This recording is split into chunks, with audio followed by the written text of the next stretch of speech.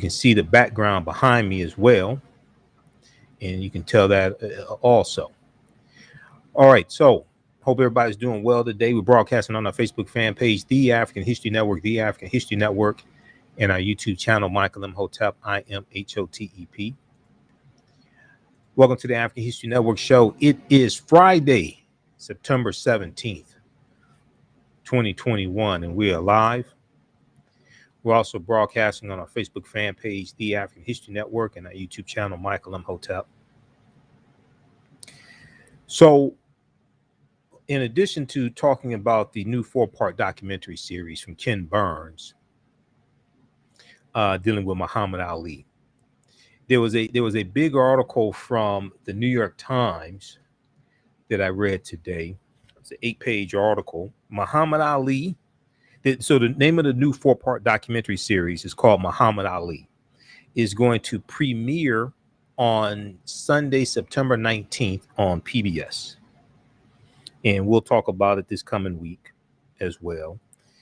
So this new documentary explores the many layers of the greatest of all time, Muhammad Ali, like we've never seen him before. They searched more than 40 years of footage and photographs of Muhammad Ali. And they went through an archive of over 15,000 photographs to put together this masterpiece that is going to premiere on Sunday. So we'll discuss this. Ken Burns, along with Rashida Ali, one of Muhammad Ali's daughters, they were on the readout with Joy Ann Reid on the 16th. Okay, so we're going to share that interview that they did. It was a really good interview. Filmmaker Ken Burns' daughter Rashida Ali say new Muhammad Ali documentary full of surprises. New Muhammad Ali documentary full of surprises. Then September 15th, we did not get a chance to talk about it on our show on Wednesday. Wednesday was September 15th. September 15th was the anniversary of Muhammad Ali defeating Leon Spinks to take back his heavyweight championship title and become the first person to win the heavyweight championship 3 times. That was September 15th, 1978. We'll talk a little bit about that. We know that Ali was stripped of his title for refusing to enter the draft. Stripped of his title in 1967. He's out of the ring for 3.5 years. He comes back and fights Joe Frazier, is defeated by Joe Frazier, ends up having 3 fights with Joe Frazier as well. And he loses to Leon Spinks, but comes back and gets his title back. So we'll talk about that also. Now, earlier in the week, there was a segment from All In with Chris Hayes. You know, I think it was on the 14th. It was either the 14th or 15th. We talked about the new Freedom to Vote Act, the new Freedom to Vote Act that Democrats unveiled in the U.S. Senate, and it was crafted by Senator Joe Manchin of West Virginia, as well as Senator Raphael Warnock of Georgia. Stacey Abrams was on All In with Chris Hayes on MSNBC talking about the new bill. We did not get a chance to play that clip the past couple of days. We're going to squeeze it in today. All right. Our coverage of the R. Kelly trial will continue next Monday. We're not going to deal with R. Kelly today. This Sunday on the African History Network show, you know, on Sundays we're on for 2 hours, 9 p.m. to 11 p.m. Eastern Standard Time. This Sunday, we'll be joined by 2 of my teachers, Dr. Leonard Jeffries and Professor James Small. Dr. Leonard Jeffries and Professor James Small will return to the African History Network show this Sunday. September 19th. And we'll talk some about the film Hapi that deals with the role of economics in the development of African civilization. We'll talk about that and some other topics as well. We know the screening of Hapi is coming to Detroit on Sunday, September 26th. We have the information at our website, AfricanHistoryNetwork.com, AfricanHistoryNetwork.com. Scroll down the page, you have the information there. I'm moderating the panel discussion. It's Sunday, September 26th, 3 p.m. At the Charles H. Wright Museum of African American History. And right on our website, we have the link to the website, hapifilm.com, H-A-P-I, hapifilm.com. So you can purchase tickets and get more information. Okay, so we'll talk about that on today's show. Now, on the African History Network show, we focus on educating, empowering, and inspiring people of African descent throughout the diaspora and around the world, because right now it's corrects wrong behavior. What you do for yourself, what you do to yourself, and what you allow other people to do to you and get away with is based upon what you think about yourself. What you think about yourself is based upon what you have been taught about yourself. What you've been taught about yourself is based upon everything you've read, heard, and seen about yourself. So when you control the radius of a man or woman's thoughts, you can control the circumference of his or her actions, because the mind can't do or teach what it doesn't know. Now, we deal with a number of different topics here on the African History Network show. We deal with current events in history and politics, education, economic empowerment, entrepreneurship, relationships, love, sex, health issues, and much, much more. Sign up for our email newsletter. Text the word Kemet, K-E-M-E-T, to 22828. To sign up for our email newsletter, text the word Kemet, K-E-M-E-T, to 22828. To sign up for our email newsletter, also visit our website, AfricanHistoryNetwork.com, AfricanHistoryNetwork.com, and you can sign up for our email newsletter there as well. All right, so so much going on, and what we'll do is on Sunday we'll try to squeeze in a segment or two from Roland Martin Unfiltered today. I haven't had time to go through and edit the video. We were joined later in the show by Dr. Gerald Horn, history professor, historian extraordinaire, and author of many, many books. Dr. Gerald Horn. We had a very good discussion. We'll maybe Sunday or Monday we'll talk about this interview that Detroit's own Isaiah Thomas. We know he's from Indiana, but he played for the Detroit Pistons. Isaiah Thomas did with idiotic Kevin Whitlock on Fox Sports, and he was talking negatively about the Black national anthem, "Lift Every Voice and Sing," being performed at the NFL games, etc. So Roland talked about this on the show today. We had Dr. Gerald Horn. We talked about it some. I did not get a chance to really dig in like I wanted to for the sake of time, and there were other panelists that had to pose questions, but we'll probably talk some about that as well. If you saw that discourse, if you saw that segment of Roland Martin Unfiltered today, when Isaiah Thomas said that we are the Aboriginal people, something to that effect. And then he started talking about status, and white and black are status, even though some of the information he was saying about the history of Lift Every Voice and Sing was incorrect. I can tell that he's been studying. He's been doing some research somewhere. And we'll talk some about that. I didn't have a chance to get deep into it, but I know what he's talking about. And many of you have heard the interviews I've done with Dr. David Imhotep, author of the book, "The First Americans Were Africans, Documented Evidence," which deals with the African presence in this land we call the United States of America, going back at least 51,700 years ago, before the people who we call Native Americans even came into existence. Now, this does not mean that the transatlantic slave trade did not exist. Yes, it did. It just came thousands of years later. That's all. You have to understand the chronology of history and understand also different things that are taking place at different times around the world. Okay, I just sent you an email. Ed, cue up clip one for me, please. All right, and then also we'll let you know about my online course, From the Civil War to the Civil Rights Movement of Black Power, 1865 to 1968. Class meets this weekend. It's going to meet this Sunday because I'll be at the second annual Detroit African Cultural Festival on Saturday.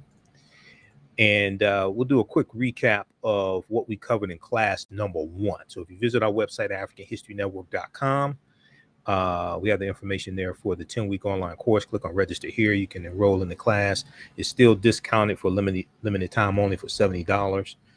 And we do the class live. All the sessions are recorded. As soon as you register, you can watch class number 1. There's also some bonus lectures there for you as well. All right. So if we look at this piece here from the New York Times, really, really good article by Finn Cohen. Muhammad Ali. So the name of the new 4-part documentary series is called Muhammad Ali. Now, you know, there's another one out called Blood Brothers that deals with the relationship between Muhammad Ali and Malcolm X. That's on Netflix, if I remember correctly. That's on Netflix. We'll talk about that after I watch it. But if we look at this one here from New York Times, so very interesting article here. I'm going to highlight a couple things here. So there's been no shortage of documentaries or biographies about Muhammad Ali in the last few decades. Filmmakers, the idea took root in 2014, and a friend of Ken Burns named Jonathan Ike was working on a book called Ali, A Life, and it was published in 2017. This book was published in 2017. And Jonathan Ike's research, EIG, led him to believe that a comprehensive film representation of Muhammad Ali's life had not been done before, and that Ken Burns and his daughter, Ken Burns' daughter, Sarah, his oldest daughter, were the perfect team to do it. Now, the more the filmmakers dug into Muhammad Ali's life, Sarah Burns said, Ken Burns' oldest daughter, the more they realized just how much there was to this story, And this new documentary explores the many layers of Muhammad Ali. Not just the boxing, obviously, Sarah Burns said, but his relationship with Malcolm X, Elijah Muhammad, his family life, his marriages, his draft resistance, and his courage, and being willing to go to jail for his convictions, and also his battle with Parkinson's disease later in his life. Okay. She said that really had not been explored in much detail. Now, the new series traces a path from the young Cassius Clay in Jim Crow era Louisville, Kentucky, to the complicated, at times self-contradictory adult who won the heavyweight title 3 times and faced the United States government over his refusal to fight in Vietnam. We'll talk about this on the other side of the break. You listen to the African History Network show right here on 910 AM Superstation Future Radio. I'm your host, Brother Michael Imhotep. We'll be back in a few minutes. All right, stand by. Everybody share this broadcast on your social media platforms. Okay, who still needs to register for the new 10-week online course that I teach? It's normally on Saturdays, 12 noon to 2 p.m. Eastern Standard Time. From the Civil War to the Civil Rights Movement and Black Power, 1865 to 1968. I'm going to post a link here. You can register for the class. As soon as you register, you can watch the content. right, how's everybody doing? Let's see. We've got Jerry, John, Robert, Jataro.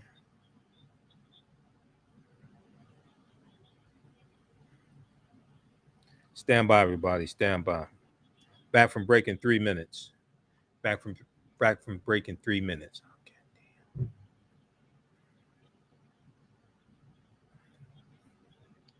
Stand by.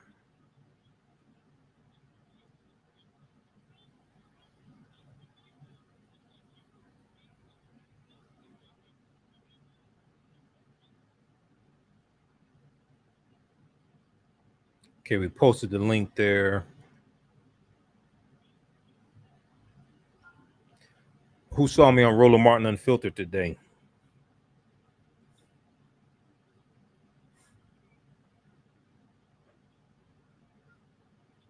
Who saw me on Roller Martin Unfiltered today?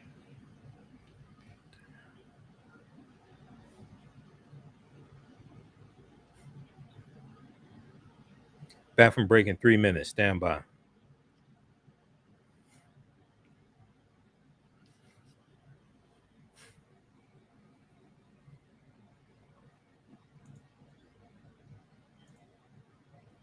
Okay. We got Kenneth. One second.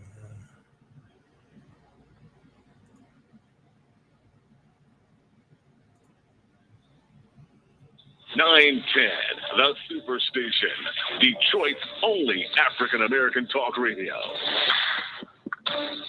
Welcome back to the African History Network show right here on 910 AM Superstation Future Radio. I'm your host, Brother Michael Imhotep. It is Friday, September 17th, 2021, and we are live. It's been a very busy week. I had a 10 a.m. conference call this morning. Then I had to get ready and head out to Maharis Gentry Park to see what was going on day one of the second annual Detroit African Cultural Festival. Day 2 is taking place on Saturday, September 18th, 2021. So it is 12 noon to 8 p.m. 12 noon to 8 p.m. Visit our website, AfricanHistoryNetwork.com, AfricanHistoryNetwork.com. We have the information there. 12550 Avondale in Detroit. Is at the park, Maharis Gentry Park. 12550 Avondale in Detroit.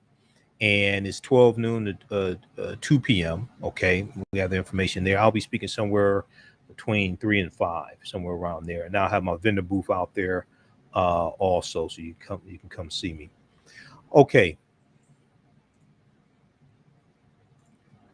So let's go back to this article here from the New York Times dealing with Muhammad Ali. And it talks about a new documentary called Muhammad Ali that explores the multiple layers of Ali as we have never seen them before. Okay, they researched 40 years of film footage of Ali, over 15,000 photographs, a lot of footage never seen before by the public, a lot of photographs never seen before by the public. So the new series is a 4-part documentary. The new series traces a path from the young Cassius Clay in Jim Crow era Louisville, Kentucky, to the complicated, at times self-contradictory adult who won the heavyweight title 3 times and faced the U.S. government over his refusal to fight in Vietnam. He is the greatest, clowning with the Beatles, standing at a podium with Malcolm X, embracing the Reverend Dr. Martin Luther King Jr., calling another black fighter an Uncle Tom for refusing to acknowledge his name change, as a leering Howard Cosell tells the cameras to keep shooting the ensuing scuffle, and finally declaring publicly at risk to his career and endorsements that he was a Muslim. And we know it's going to be right after he wins the heavyweight championship in 1964, February 1964, that he announces to the world that he has joined the Nation of Islam, and that he's a Muslim, and he announces his new name, Muhammad Ali. Now, Muhammad Ali's rise to stardom coincided with a period of intense cultural change in the United States, and his connection to the civil rights and anti-war movements is critical in distinguishing Muhammad Ali the man from Ali the boxer, okay, and in recognizing his impact on American audiences, okay. Ed, we're going to go to clip 2 first from the clip 2 first of Muhammad Ali and Dr. King. We're going to go to clip 2 first, okay, so just cue that up for me. You can't understand his refusal to be inducted into the U.S. Army without understanding his faith, without understanding the meaning of Elijah Muhammad in his life. We had not really seen that explained. There were also perspectives that had not been heard. We thought, who out there could tell us more about his faith? Okay, so I want to go to this clip here. Now, Dr. King and Muhammad Ali had a secret friendship. And there was a press conference, there was a meeting that they had March 30th, 1967. Okay, March 30th, 1967. Now, this was 2 years after Malcolm X had been assassinated February 21st, 1965. And this was a year after Muhammad Ali. This is a year after Dr. King meets with Elijah Muhammad, okay, which was in February 1966. Muhammad Ali, the Dr. King and Coretta Scott King go to Elijah Muhammad's house, and Dr. King and Elijah Muhammad have a meeting. Okay, so they also, Dr. King and Muhammad Ali also had a secret friendship. And at this time that they had this meeting, they were probably the most recognizable African Americans in the country, probably the most recognizable African Americans in the country. Let's go to this clip, Ed. What did you discuss back in the hotel room? Nothing, just friends, just like Khrushchev and Kennedy and everybody. When the people, all of the politicians of all other white races come together, and they, although they believe different, they think different, whites can come together and discuss the common cause. But whenever a few of us come together, the world is shook up. And I'll say, whatever went back there, it's our business. Reverend King, do you agree? Oh, yes, yes. We had a very good discussion on many matters.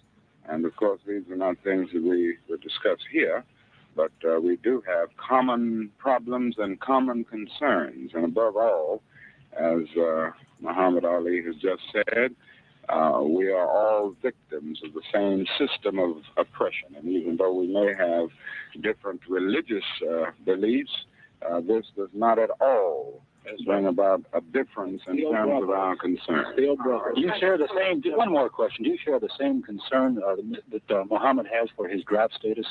Oh, I certainly do. My views on the draft are very clear. I'm against it. And I think the sooner our country does away with the draft, the better it will be for everybody. I'm very disturbed about the militaristic posture of our nation. And I think until we have a radical reordering of priorities in our country, we're going more and more to the depths, and I should say to the doom that follows arrogance of power, as Senator Fulbright said. Okay. All right. So this was the month before both Dr. King and Muhammad Ali fully come out against the war, meaning Dr. King delivers his first speech against the war April 4th, 1967, called Beyond Vietnam. April 4th, 1967. He's assassinated exactly 1 year after that, April 4th, 1968. And in late April 67, Muhammad Ali refuses to be drafted into the army. So this is the month before that. That clip, that interview, that's from March 30th, 1967. Okay. So I want to go to clip number 1. Now, this is from the readout with Joanne Reed, MSNBC. She spoke with Ken Burns, who's the director of the film, filmmaker Ken Burns, and one of Muhammad Ali's daughters, Rashida Ali, about this 4-part documentary series. Let's go to this clip, Ed. Basement was this Joe Martin, who was running a little boxing school. Cassius told the story years later that for a minute he forgot about his bike, because the sight of his boxing gym, the smell of the leather and the sweat, and the excitement, the action of boys in a ring hitting each other, black and white together. And he reported to fire, and I'm going to get the guy, I'm going to kill him. Joe Martin said, well, do you know how to fight? Fight. And the rest, as they say, is history. That was a scene from the upcoming 4-part PBS documentary series, Muhammad Ali, featuring one of the most iconic and consequential figures of the 20th century, young Cassius Clay from Louisville, who later became Muhammad Ali, and a 3-time heavyweight boxing champion, captivated billions of fans with his power in and out of the ring. This series kicks off Sunday, and we cannot wait. Joining me now, one of the directors of the new series, acclaimed documentary filmmaker Ken Burns, and Rashida Ali, the daughter of Muhammad Ali, who's also featured in the documentary. I'm so excited to have you guys on. I cannot wait to watch this film. Rashida, your dad is my all-time hero. My mom and I watched all of his fights in my era. I don't go all the way back to the beginning. Let me just be clear. We're talking about in the 80s, up until he retired. But my mother just absolutely loved him, and I loved him too. Tell me, what will people learn that's new in this documentary that you're excited about? Well, first of all, Joy, it's good to see you again. Thanks for having us on the show. Every time I watch the documentary, I get chills, because it's such a beautiful depiction. And I have to, say that Ken and Sarah Burns and David McMahon did an incredible job with capturing my dad's very complex history without losing the essence of who he truly was as a person. His goodness, his kindness shine through. And again, when you're watching, a lot of people think they know a lot about my dad. And I'll be honest with you, I've seen bits and pieces from the documentary that I didn't even know. So, there were family footage that I've never seen before of me and my mom and my dad and us 4 kids just hanging out at the house. It brought tears to my eyes because, to see my dad as a boxer, that's one thing. And most people have probably seen all the footage from that part of his life. But as we all know, that's a short part of his life, because most of his life, he's a civil rights activist. He's a poet. He's a humanitarian. He's a father. He's a husband. He's a brother. He's a friend. So, and he combated Parkinson's. So you're seeing all these really aspects of my dad's life unfold in front of your eyes. And I want to thank Ken Burns, Sarah, for allowing my dad to control the narrative instead of them controlling it. Yeah, and I have to say, Ken Burns, I'm a huge fan of yours and your filmmaking, so I am excited to talk to you today. I want to play a little bit. This is talking about the activist part of what Rashida Ali just said, and the impact of Muhammad Ali as an activist. Take a look. Muhammad Ali was an activist who fought to reach us a certain way and to move America in a certain way, and to move individuals in a certain way. I'm going to take this path. I believe that I'm right, and even if I'm not right, I'm still me. And to be able to follow that, and to know that there was going to be an enormous price to pay for that, and to have that be generational, to have that live on beyond you, is extremely valuable. Ken Burns, you've documented so many important figures in American history. What, in your view, what is most important about Muhammad Ali? You can't contain him. He's one of the biggest, most wonderful human beings I've ever gotten to know. He's larger than life. His flaws are big. His strengths are big. This is a story about freedom, which is incredibly hard to achieve if you're a black person in the United States on this continent, anytime since 1619 on. It's about courage, not just inside the ring. This is a very difficult sport to play, but outside of the ring in the stance he took, particularly about Vietnam, but in other places, as Rashida alluded to, with regard to Parkinson's and that multi-decade struggle that he had there, but yet his reach was getting farther. And it is about the four-letter word that the FCC allows you and me to say, Joy, but we have a hard time really talking about, which is love. I mean, this guy touches every single aspect of the late 20th century, from the role of sports, the role of black athletes, to ideas of black masculinity and manhood, to civil rights, to politics, to faith, to war, to sex. All of those things are contained, and they're all things that are happening today. So when we cut away from Howard Bryant there at the end, we're moving to a young woman marching in protest across the Brooklyn Bridge. We don't deliberately show you what the protest is, but all she thinks she needs to come to that protest is a simple black T-shirt with white letters with two words that say Muhammad Ali. It means freedom. It means courage. It means love. Amazing. Let me play one more clip. This is Muhammad Ali with Malcolm X in Ghana. Take a look. In Accra, the capital of Ghana, thousands gathered at the airport to catch a glimpse of the world's new heavyweight champion. Outside his hotel, Ali heard a familiar voice. Brother Muhammad called Malcolm X, who was on his own overseas tour. He greeted Ali enthusiastically. "I still love you," he told the boxer. "You left the Honorable Elijah Muhammad," Ali said. "That was the wrong thing to do." There was little else to say. Malcolm walked away. That is so awesome. So my Uncle Benny was at the Rumble in the Jungle in the Congo. So he told me so many amazing stories about just the feeling that Muhammad Ali produced internationally for the diaspora. And Rashida, I'll throw that to you first and then to you, Ken. The bigger picture of what he accomplished. What do you think is his great legacy beyond boxing?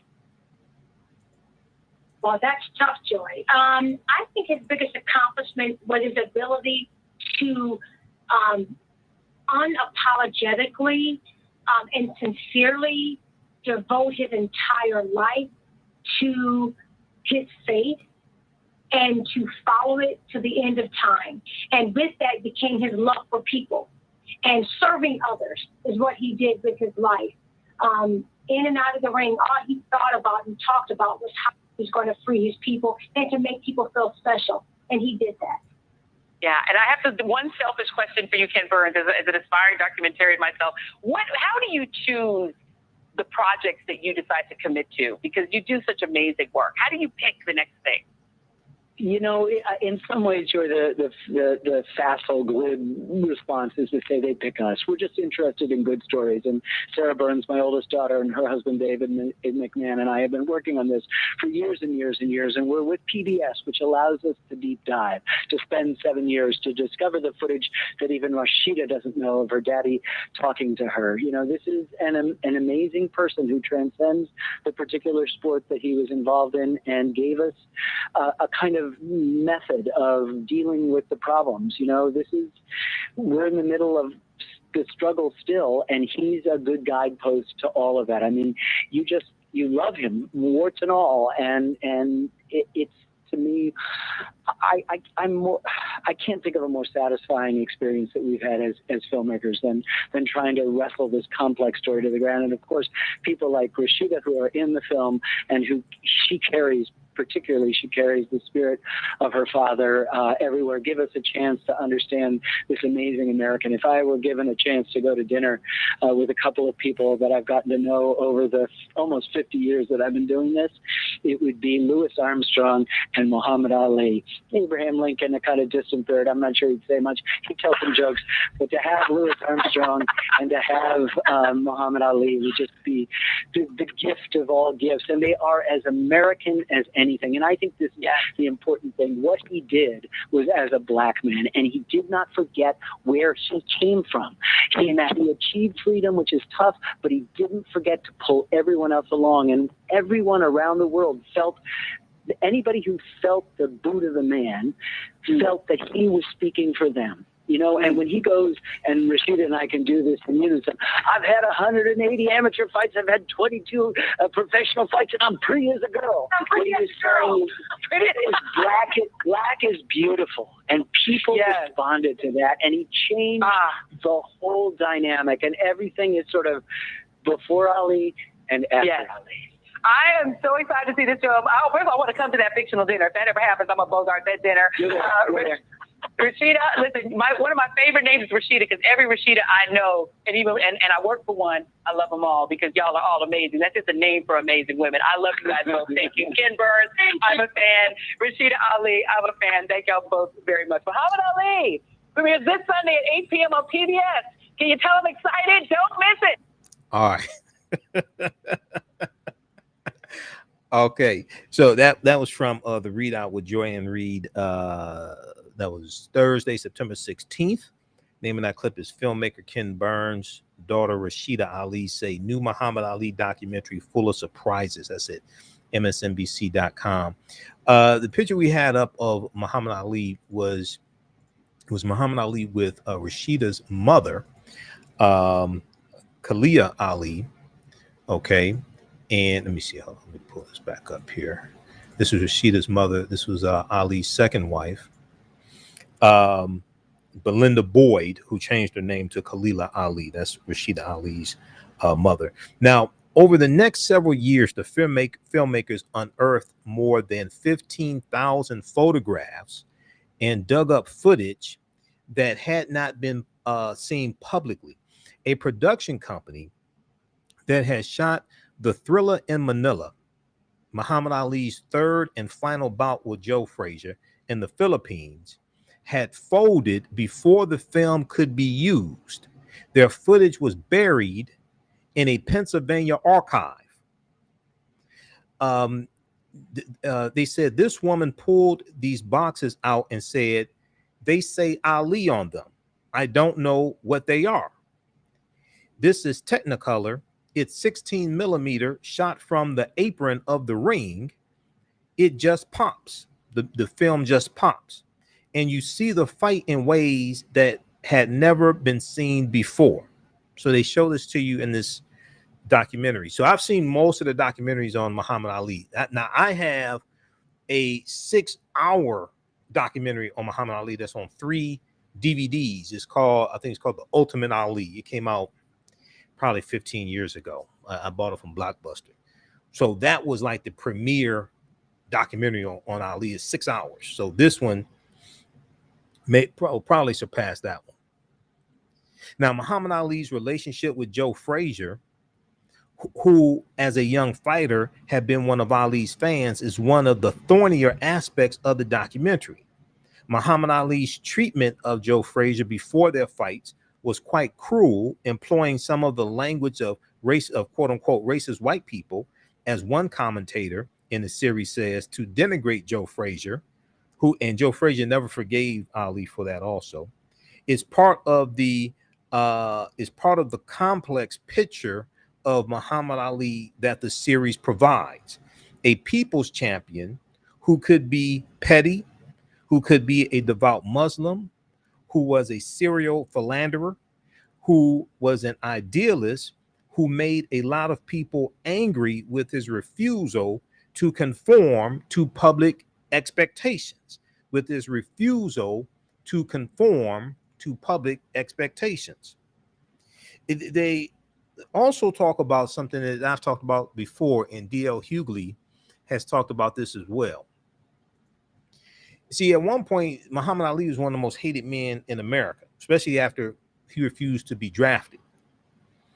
Well, go back. When he announced he was in the Nation of Islam, okay, and changed the name to Muhammad Ali, he became hated also. All right. A lot of people did not like him before then because they said he talked too much. But then after he and see, a lot of white people wanted Sonny Liston to destroy Muhammad Ali because Muhammad Ali talked a lot.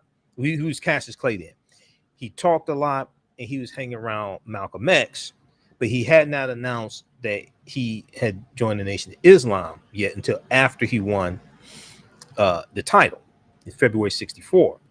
So a lot of white people wanted Sonny Liston to defeat Cassius Clay. Then after Muhammad Ali refused to be drafted in April '67, oh my God, he really became hated.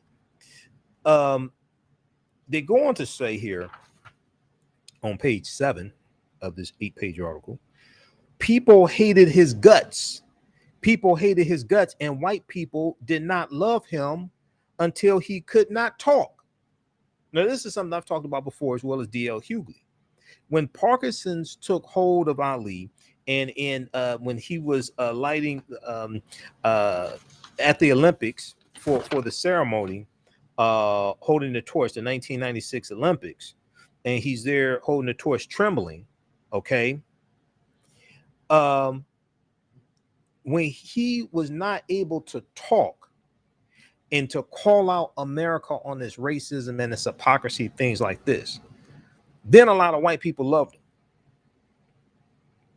Like a lot of white people loved Dr. King after he was assassinated. Okay. The series comes to a close as Ali has become, as filmmaker Ken Burns described it, quote, the most beloved person on the planet, end quote. The footage of his trembling surprise appearance at the 1996 Olympics in Atlanta is a crucial piece of Muhammad Ali's lasting image and mythology. But as Ken Burns puts it, quote, mythology is a mask. Mythology is a mask. So you had people who hated Muhammad Ali's guts. White people didn't love him until he could not talk. There were people, African Americans and white, who still called him Cassius Clay. There were people who still did not want to give him his due. And there were people who still held a lot against him. Okay, so check out this piece here from the New York Times. Muhammad Ali, the documentary Muhammad Ali, explores the many layers of the greatest, the many layers of the greatest. Okay. Check out this piece right here. Okay. We're going to squeeze in this clip here from, let me see. Let's see. Yeah, we'll come back to Ali beating Leon Spinks. We're going to go to clip 3. Ed, I want to squeeze this clip in here. So we talked about early in the week, we talked about the Democrats in the Senate introducing the new voting rights bill, the Freedom to Vote Act, the Freedom to Vote Act. Okay. Stacey Abrams was on All In with Chris Hayes on September 14th discussing this new bill. Let's go to this clip, Ed.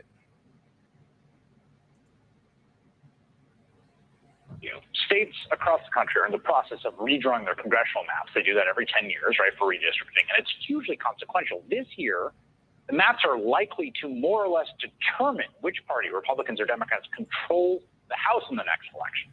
And Republicans in states under their full control push their advantage in unprecedented ways in the last round of redistricting, including maps that were struck down by courts in North Carolina and Pennsylvania because they were so extreme.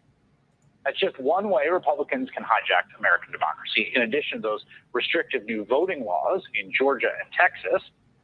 Now, the Justice Department is suing to block the Georgia law, which is big news. It's one way to sort of put a check on this. But fundamentally, you need federal legislation to create minimum standards for all 50 states to strengthen our democracy. No way around it. Now, the House has already passed 2 such pieces of democracy reform legislation.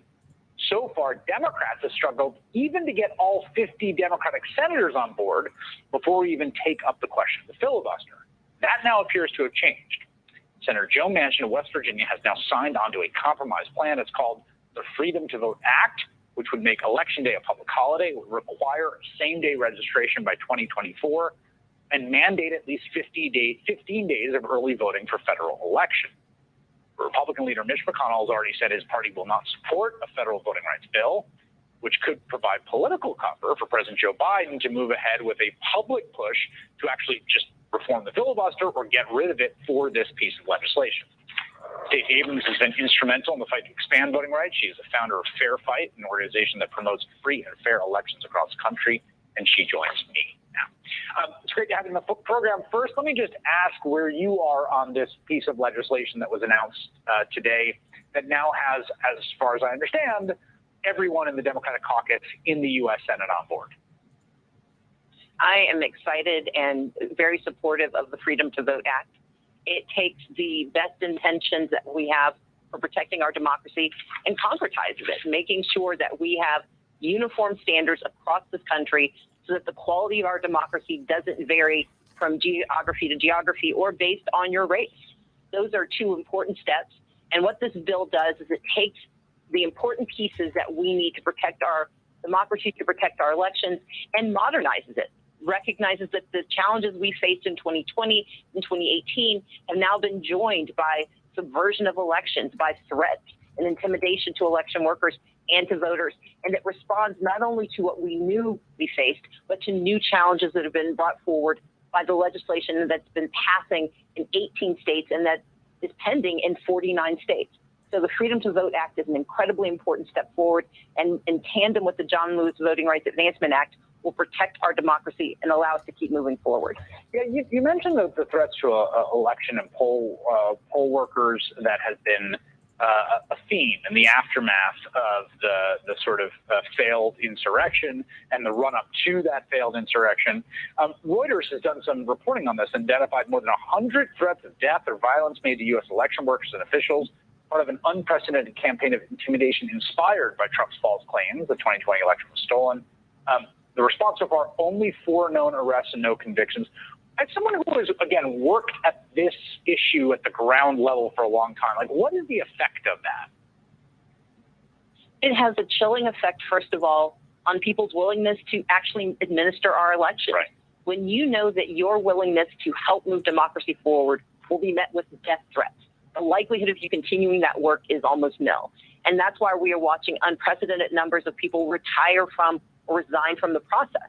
But it also emboldens those who would try to continue the insurrection at the state and local level. That is why it's so critical that we have federal legislation that says that no one should be more protected in this process than those who are called upon to count those ballots, to process those voters, and to ensure access to our democracy in all 50 states.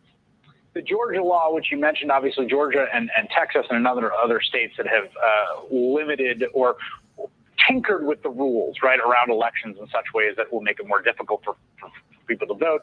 The DOJ has filed suit against Georgia. That was announced, I believe, back in June. There's a real question about how much of a check these DOJ actions can be, particularly in the landscape we exist in with the voting rights as it's currently constituted. What's your feeling about how much the DOJ can play the role that we want it to play of sort of basically enforcing those constitutional standards? I believe in belt, suspenders, and then twine around your waist to hold things up. And where we are in this moment in our history, we are under assault by those who would declare themselves insurrectionists, who would undermine the very fundamental premise of our nation by undermining our democracy. And so I want the Department of Justice to be at the forefront of pushing back against these laws. I want them to be at the forefront, demanding action. But we also need our Congress to step up. We need our executive branch, we need our judicial branch, and we need our legislative branches. And the Freedom to Vote Act ensures that the legislative branch takes its steps. And what we're doing while we wait is making sure that the Justice Department, who works for all of us, that they are doing their best to ensure and protect our access to the right to vote. And hopefully with these two pieces in place, we will have a judiciary that recognizes that its responsibility is not partisanship, but patriotism, and will defend the right to vote and start to reverse some of the terrible decisions they've made in the last decade. Okay, pause it right there, Ed. Pause it right there. Pause it right there. Okay, so today, pause it right there, Ed.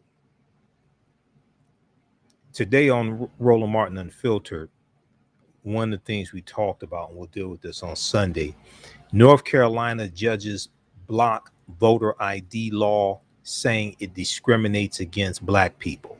North Carolina, this was a ruling that came today, Superior Court, North Carolina. 2 judges to 1. North Carolina judges block voter ID law, saying it discriminates against Black people.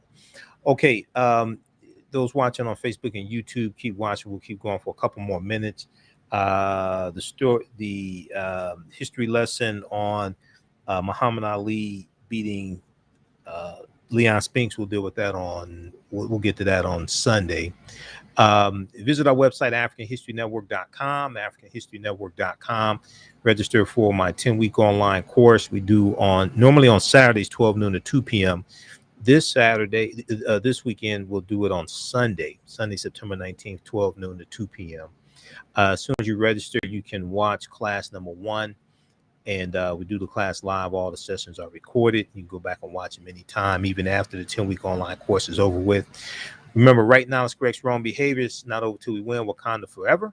And we'll talk to you Sunday. Peace. All right, stand by. Stand by. Okay, let's see here. All right, and the second annual Detroit African Cultural Festival is taking place Saturday, September 18th, 12 noon to 8 p.m. at Harris Gentry Park, 12550 Avondale in Detroit. So visit our website. We have the information there. Okay, it's a free event. Come on out. There'll be vendors there, African drum and African dance, all types of activities for the family, for children, everything. And then you can also visit the website, DetroitACF.org, DetroitACF.org. They have all the information there at their website as well. Okay, if you like this type of information, you can support the African History Network, $ the AHN Show, through Cash App, $ the AHN Show, through Cash App, also through PayPal, paypal.me/the AHN Show, paypal.me/the AHN Show. We're here 6 days a week. This helps us keep doing the research, stay on the air, keep broadcasting, pay some of the bills, etc. All right, and this is our official Cash App account, $ the AHN Show, SHOW. When you go to it, it shows my name, it says Michael, and it shows my picture there. These other ones are fake African History Network Cash App accounts. Okay, let's see. Okay, so very quickly here, September 15th, 1978, Muhammad Ali took his title back from Leon Spinks. And when Leon Spinks beat Muhammad Ali, it was a shock. We know Ali was way past his prime in 1978. I mean, he won the title first in 64. Okay, we're talking about 14 years later, and he's still fighting. There's a piece from history.com, This Day in History, history.com, dealing with September 15th, 1978. On September 15th, 1978, let me pull this up here. Muhammad Ali defeats Leon Spinks at the Louisiana Superdome,